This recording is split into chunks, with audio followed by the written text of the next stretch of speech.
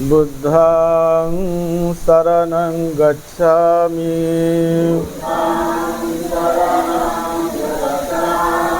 धम्मं शरणं गच्छामि। संघं शरणं गच्छामि।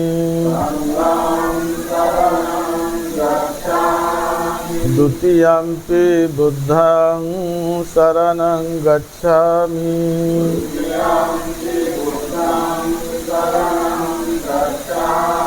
द्वितीयंपि धम्मं शरणं गच्छामि।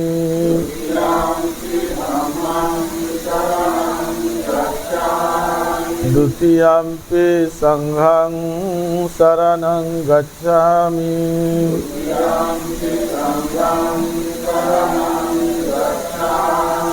तृतीयंपि बुद्धं शरणं गच्छामि।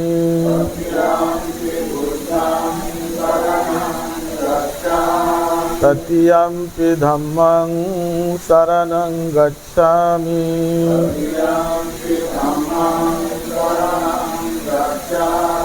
तृतीयंपि संघं शरणं गच्छामि।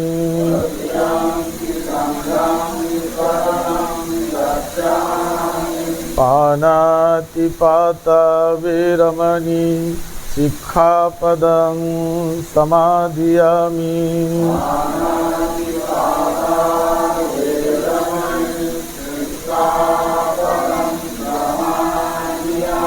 अदिन्नदाना वेरमणि सिक्खापदं समादियामि।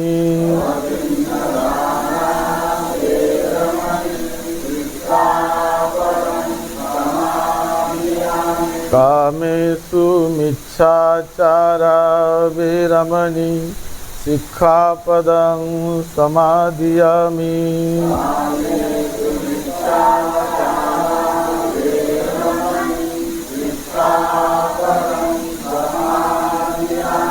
मुसावादा वेरमणि सिक्खापदं समादियामि।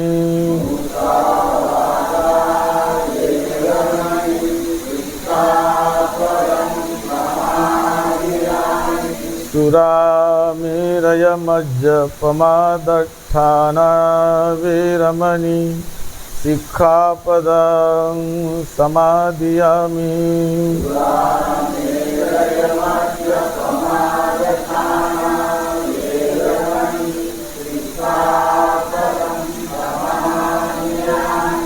शरणेन सद्धिं पंचशीलं धम्मं सुरक्षितं साधुकं कृत्वा अपमादेन शीलं सम्पादेत।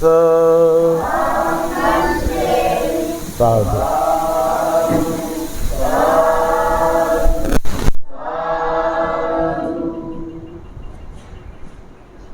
हर इतवार के दिन सर्वोदय महाबुद्ध विहार में जो धम्म संदेश स्कूल के लिए आप आते हैं, ये बहुत ही कुशल कर्म, बड़ा पुण्य कार्य अपने शरीर और वाणी से कुछ संकल्प करके हम करते हैं, तो उसका पॉजिटिव रिजल्ट, उसकी पॉजिटिव एनर्जी उस व्यक्ति को मिलती है कि जो स्वयं विहार में चल के जाकर धम्म का स्मरण करके कुछ संकल्प करके विहार में जाकर धम्म गुरु के द्वारा त्रिशरण पंचशील को ग्रहण करता है। ये त्रिशरण पंचशील धम्म गुरु के द्वारा, भिक्षु के द्वारा, महास्थविर के द्वारा ग्रहण करना, इसमें बहुत बहुत बड़ा पुण्य समाया हुआ है। क्योंकि ये जो संघ के द्वारा, भिक्षु के द्वारा हमने जो पंचशील को कुछ संकल्प लेकर ग्रहण किया, तो क्या किया हमने, क्या पाया? बहुत बड़ा हमने पुण्य पाया है, बहुत बड़ा हमने लाभ पाया है। क्योंकि यह संघ, भिक्षु संघ किसने स्थापन किया, कब से चल रहा है जानते हैं आप? ये भिक्षु संघ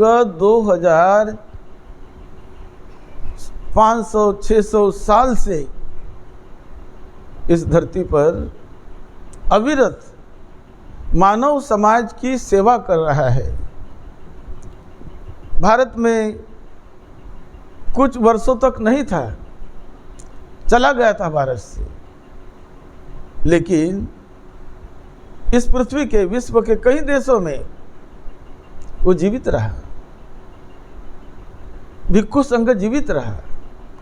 और तब से जीवित रहा जब से तथागत भगवान बुद्ध ने भिक्षु संघ बनाया, भिक्षुओं को दीक्षा दी और कहा चरत भिक्षवे चारिकं बहुजन हिताय बहुजन सुखाय। भिक्षुओं, जो मैंने धम्म दिया यह हर एक व्यक्ति का कल्याण करने वाला है, हर एक व्यक्ति का उद्धार करने वाला है। अनंत शक्ति इसमें समाई हुई है जो सब प्रकार के दुखों को नष्ट कर देता है, कई बीमारियों को नष्ट कर देता है और अनंत सुख शांति का साक्षात्कार मृत्यु के बाद नहीं, जीते जी करवाता है, जीते जी करवाता है। ये सील जो हमने दिए, पंचशील, ये पंचशील भी बुद्ध ने दिए। पंचशील दिए, अष्टशील दिए, दशशील दिए। शील समाधि का मार्ग तथागत बुद्ध ने बताया, जो धम्म मार्ग है, सद्धम्म का मार्ग है, जो दुख से मुक्त कराता है, अनेक कई प्रकार के परेशानियों से हमें निकालता है और सुख शांति का साक्षात्कार वर्तमान जीवन में कराता है, वर्तमान जीवन में महान फलों को प्राप्त कराता है। क्या पाते हैं हम धम्म से? धम्म के रास्ते से जाकर क्या मिलेगा हमें, क्या मिलता है हमें? सबसे पहले तो हमने जानना चाहिए कि हमारा मन निर्मल हो जाएगा, विकार से मुक्त हो जाएगा। बहुत बड़ी उपलब्धि हो गई ना। यदि हम धम्म के रास्ते नहीं चलते तो विकार में पड़े रहते हैं, क्रोध में, द्वेष में, मद में, अहंकार में, कई प्रकार के मानसिक विकारों में, मानसिक उस मैल में, उस गंदगी में यदि मन पड़ा रहे मेरा मन, तो मैं बेचैन होऊंगा, व्याकुल होऊंगा, दुखी हो जाऊंगा, कष्टी हो जाऊंगा। कहाँ मुझे शांति मिलेगी, कहाँ मुझे आनंद मिलेगा? क्योंकि आनंद मिलता है मन में, और तब मिलता है कि मन यदि परिशुद्ध हो, निर्मल हो, मन कचरे से, कड़े कुचरे से मन भरा हुआ हो, विकारों से, गंदगी से मन भरा हुआ हो, तो आनंद कैसे मिलेगा? पैसा है मेरे पास, धन दौलत है मेरे पास, सब कुछ है, लेकिन सही सुख शांति से मैं दूर हूं, मैं वंचित हूं, क्योंकि मन गंदा है, मन में विकार भरे हुए हैं। तो इसलिए पहला लाभ तो वो हो जाता है कि मन निर्मल होने लगता है। मन में क्रोध, द्वेष, अहंकार, मैं, मेरा, लोभ आदि जो विकार होते हैं, छड़ रिपु, कई विकार है, 17-18 प्रकार के विकार तथागत बुद्ध ने समझा के बताए। तो ये जब तक किसी के भी मन में भरे हो, वो बेचैन रहेगा, व्याकुल रहेगा, अशांत रहेगा। और जब ये जीते जी निकल जाते हैं, इस पर आवरण आ जाता है, वो निकलने लगते हैं, तो सुख शांति बढ़ने लगेगी, आनंद बढ़ने लगेगा। ये तो पहला लाभ हो गया। उसके बाद और भी लाभ है।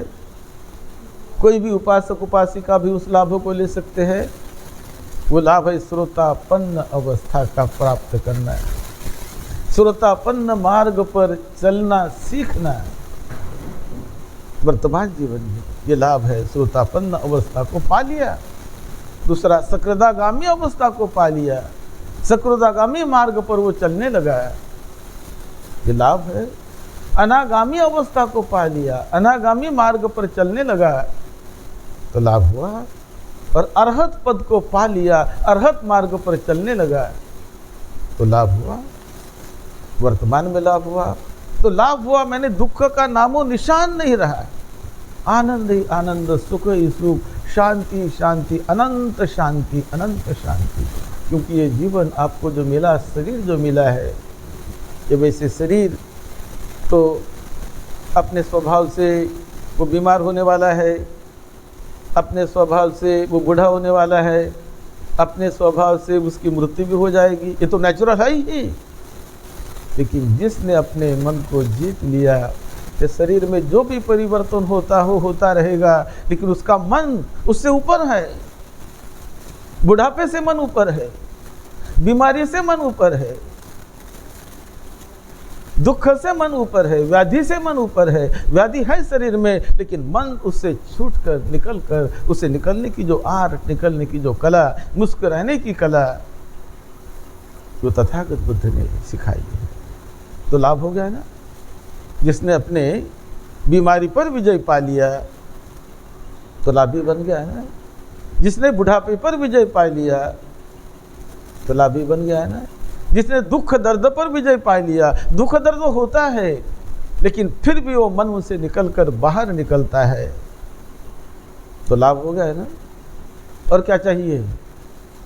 और ये जो नहीं मिला तो आदमी दुख में, दर्द में रोता है, अरे हाय रे मर गया मैं, हाय रे बड़ी वेदना, बड़ी दुख, बड़ा, मैं चल नहीं सकता, मैं उठ नहीं सकता, मैं जा नहीं सकता, बड़ी वेदना, हाय रे क्या करूं मैं, क्या करूं मैं।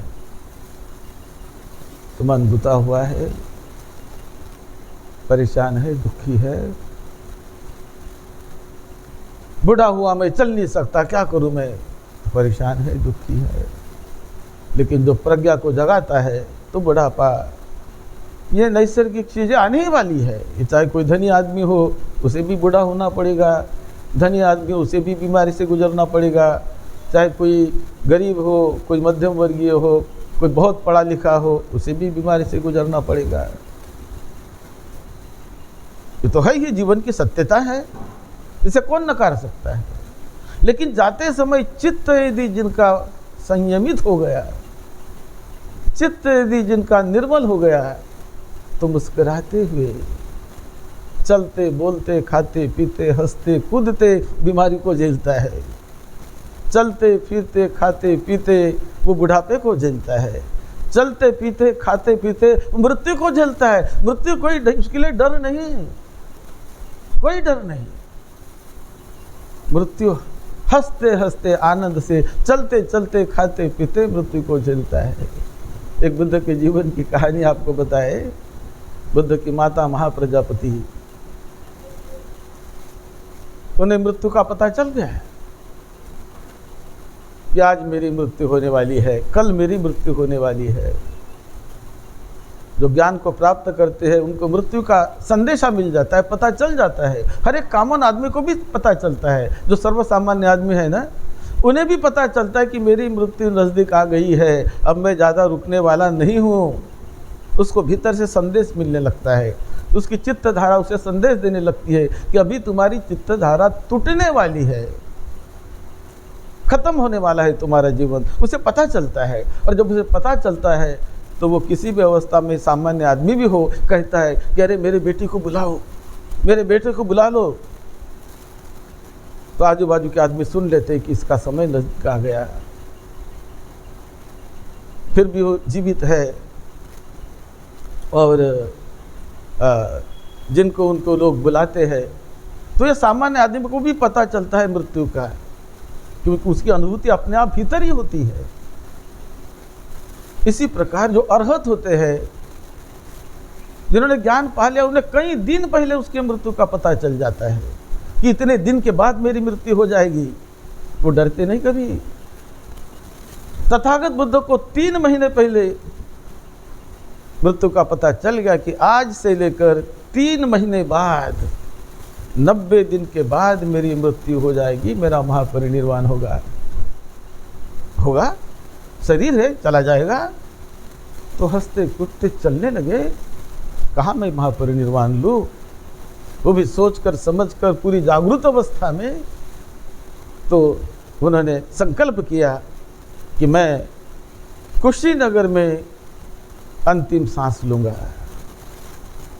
तो वैशाली से लेकर कुशीनगर तक वो पैदल चले गए, यात्रा करते हुए भिक्षु संघ के साथ साथ साथ साथ चलते रहिए। पानो भाई की मृत्यु के लिए मैं जा रहा हूँ, फिर भी चलते रहे।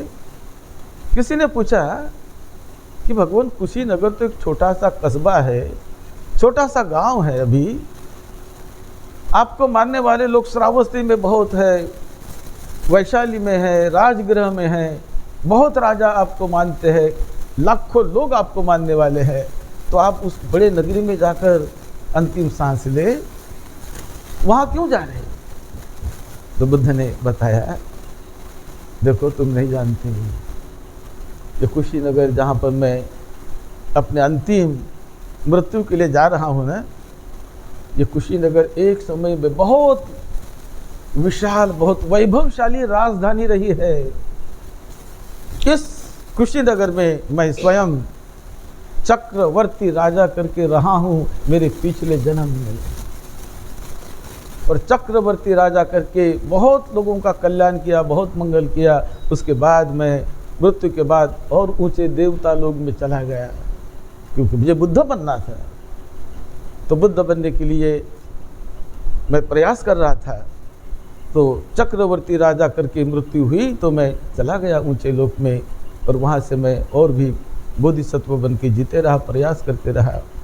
तो तुम्हें नहीं पता, ये जो कुशीनगर है ये बहुत वैभवशाली राजधानी रह चुकी है, और ये मेरा इस धरती पर का देह, अंतिम देह में त्याग रहा हूँ, इसलिए मुझे वहाँ जाना है। गए, और वहाँ पर जाकर लोगों को पता चला, आनंद को उन्होंने बताया कि आनंद, कल आज रात को मेरी मृत्यु हो जाएगी।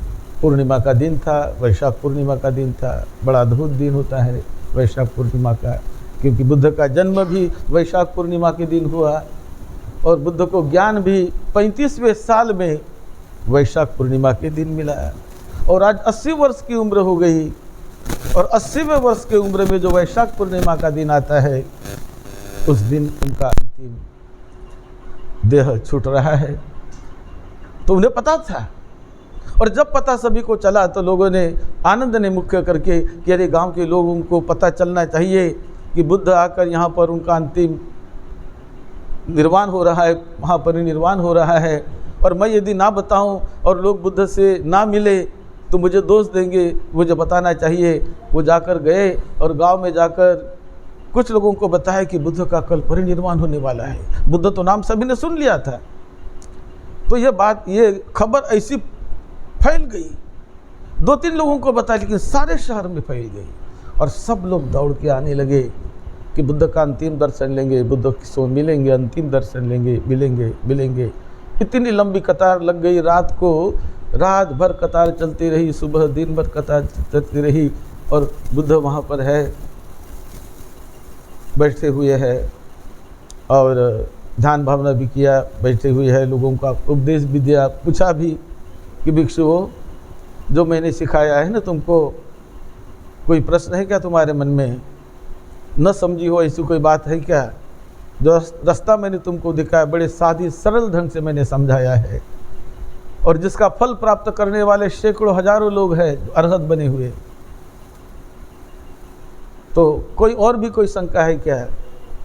तो सारा संघ हजारों की तादाद में खड़ा था, कोई एक शब्द बोल नहीं पाया। नहीं, कोई शंका नहीं है, आपने जो मार्ग दिया अद्भुत मार्ग है, अद्भुत मार्ग है, जिसके फल को हमने पा लिया है, हमारा जीवन धन्य धन्य हो गया है।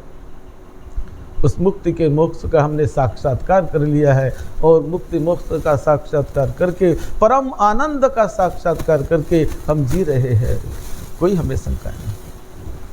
तो बुद्ध बैठे हैं, बोलते हैं, और जब एकदम अंत समय आया तो बुद्ध एकदम दाहिने बाजू पर लेट गए, हाथ ऐसा लगाते हैं, कुशीनगर की मूर्ति याद करो। कैसी कुशीनगर की मूर्ति है जहाँ महापरिनिर्वाण हुआ। दाएं हाथ को अपने सर के नीचे रखा, और दाएं बाजू पर वो सो गए, एक पैर पर पैर रखा, और बड़ी जागरूक अवस्था में वो अपना प्राण छोड़ते हैं। कोई दुख नहीं, कोई दर्द नहीं, कोई परेशानी नहीं, बड़ी मुस्कुराते हुए जा रहे हैं। मिलने वालों में लंबी कतार में एक व्यक्ति था, दूर से कहता है कि मुझे केवल बुद्ध के बॉडी का दर्शन नहीं लेना है, मुझे बुद्ध से कुछ ज्ञान सीखना है, मुझे पूछना है कुछ। तो आनंद कहता है कि नहीं, अभी उनका अंतिम समय है, अब कुछ मत पूछो, अब उन्हें आराम से उन्हें रहने दो, अब कुछ मत पूछो, अब परेशान मत करो।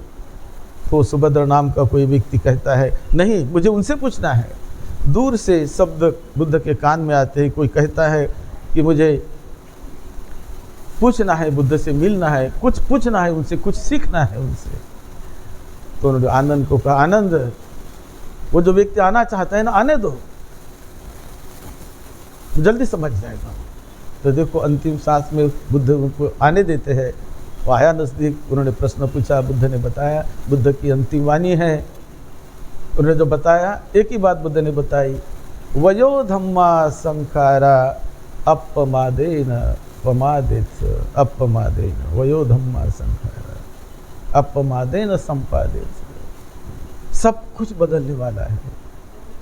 जो आंखों से देखते हैं, जो अनुभव करते हैं, जो कुछ है वो सब बदलने वाला है, सब निकल जाने वाला है। मैं बदलने वाला हूँ, मेरा मन, मेरा चित्त, सब कुछ बदलने वाला है।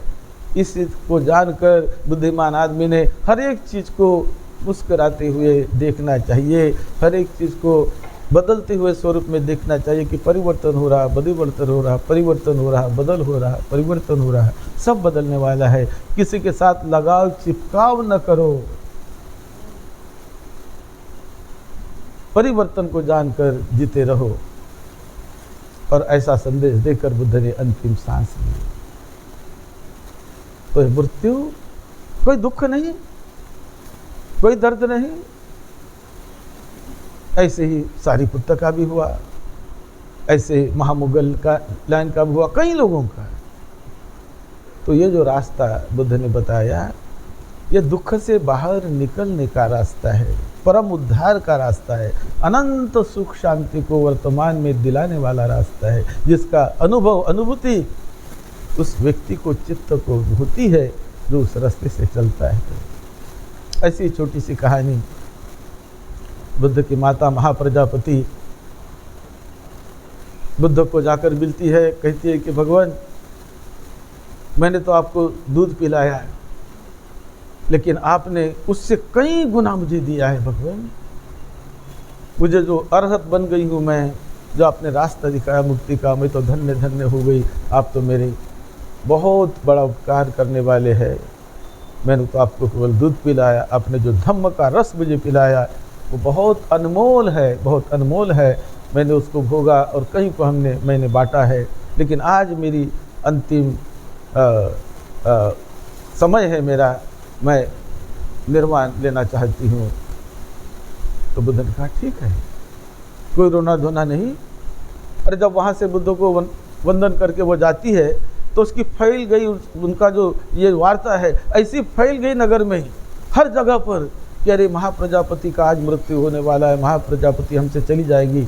जितनी वार्ता जोर से फैल गई, जैसे कहते हैं वाइल्ड फायर जैसा, तो फैल गई और सारी भिक्षुनियाँ इकट्ठे आ गई, रोने लगी, धोने लगी, कहने लगी कि नहीं आप माता, आप हमें छोड़कर मत जाओ, आप तो संघ की प्रमुख है, अध्यक्ष है, आपके कारण हम भिक्षुनियाँ बनी हैं, आपकी बहुत करुणा है, यदि आप चली जाएगी तो हमारा कौन संरक्षण करेगा, कौन हमें रास्ता बताएगा, आप है तो हमें बहुत हिम्मत है, आप मत जाओ, मत जाओ।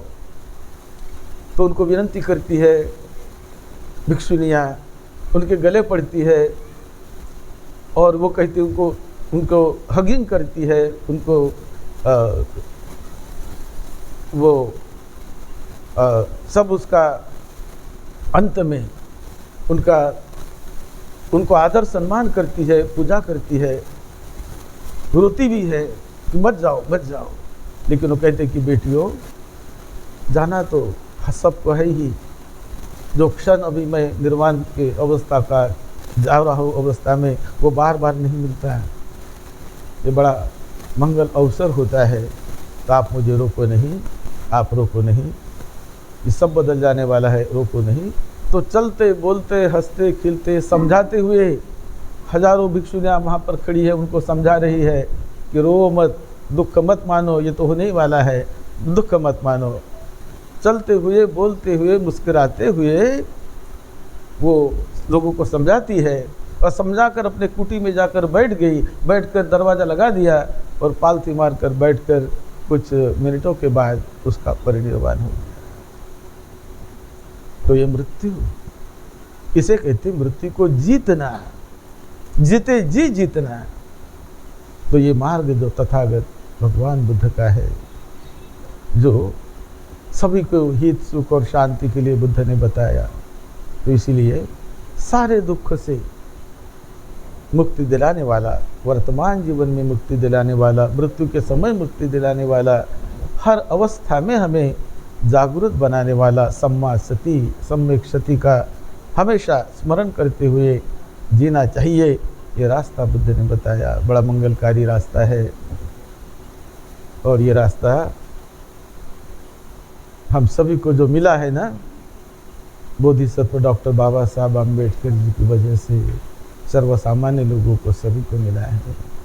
इसलिए उनका स्मरण करके हमारे सभी उपासक उपासिकाओं ने धम्म का पालन करके अपने जीवन को धन्य धन्य करने का प्रयास करें, मंगलमय जीवन जिए। आप सबका मंगल हो। ये संडे का स्कूल जहाँ वहाँ लेना सीखो।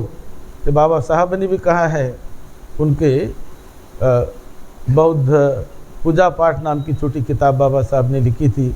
वहाँ भी बाबा साहब बताते हैं कि हर इतवार के दिन बुद्ध विहार में जाया करो, हर गांव गांव जहाँ वहाँ बुद्ध विहार बनाया करो। तो ये बाबा साहब का भी संदेश था।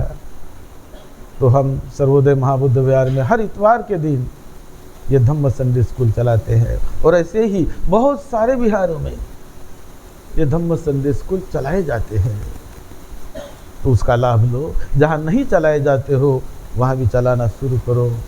बड़ा कल्याण होगा, बड़ा कल्याण होगा। अपने जीवन को धन्य करने का जो मार्ग है उस मार्ग से चलो, बड़े सुख शांति मिलेगी, आनंद ही आनंद आएगा जीवन में। आप सबका मंगल हो, सबको सुख शांति मिले। एक विशेष सूचना और देना चाहते हैं कि आने वाले 16 दिसंबर को मुंबई के रेसकोर्स मैदान पर, जहां बाबा साहब ने 1956 में 16 दिसंबर के दिन दीक्षा देने का तय किया था और वो नियोजन करके वहां पर दीक्षा देने वाले थे। नागपुर में दीक्षा दी 14 अक्टूबर को और उसके 1-1.5 महीने बाद दिसंबर को बाबा साहब 2 महीने बाद दीक्षा देना चाहते थे मुंबई के रेसकोर्स मैदान पर। लेकिन वो संभव नहीं हो सका क्योंकि उनके दीक्षा के 10 दिन पहले ही 6 दिसंबर को बाबा साहब का परिनिर्वाण हो गया। वो छोड़कर चले गए, दीक्षा नहीं दे पाए। लेकिन उनका संकल्प पूरा करने के लिए प्रज्ञावान प्रबुद्ध अनुयायियों ने, नेताओं ने और सभी ने मिलकर ये तय किया कि बाबा साहब का वो संकल्प को हम मनाएंगे, दीक्षा का हम सेलिब्रेशन करेंगे। जो दीक्षा देकर हमारा जीवन बदल गया है उन्हें हम सेलिब्रेट करेंगे। ऐसा मानकर वो दिन पिछले बार भी मनाया गया था, 2007 में मनाया गया था। 10 लाख के ऊपर लोग वहाँ पर आए थे। इस प्रकार इस वक्त भी अब 2023 में 16 दिसंबर के दिन बाबा साहब को याद करके वो दिन मनाया जा रहा है। माननीय केंद्रीय राज्य मंत्री रामदास जी आठवले साहब वो इसके लिए प्रयास कर रहे हैं। केंद्रीय मंत्री है लेकिन धम्मों को बड़े मानने वाले हैं, भिक्षु संघों को मानने वाले हैं। बाबा साहब ने जैसे हमें सब कुछ दिया उसके साथ साथ धम्मों भी हमें बाबा साहब ने दिया है। तो धम्मों को भी हमें मानना है तो बाबा साहब को सही मायने में हम मानते हैं। इसीलिए उसको याद करते हुए ये दिन 16 दिसंबर 2023 को मुंबई के रेसकोर्स मैदान में मनाया जा रहा है। उसकी तैयारी पिछले 3-4 महीनों से चल रही है। मैं भी मुझे भी कार्याध्यक्ष के रूप में चुना गया है और आठवले साहब उसके अध्यक्ष है और सभी भिक्षु संघ और कई कमेटियाँ उसमें बनाई गई हैं।